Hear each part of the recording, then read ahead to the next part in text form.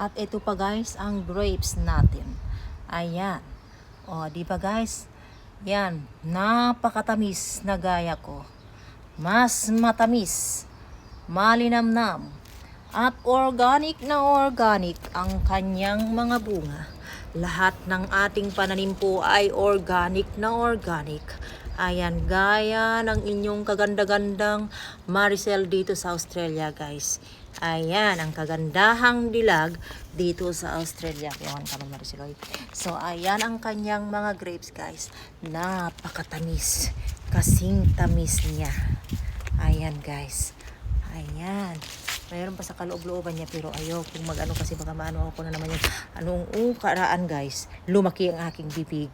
Ewan ko kung anong kumain sa aking bibig guys. Oo guys, buti day off ko noon. Walang nakakita. Ayan guys, ang aking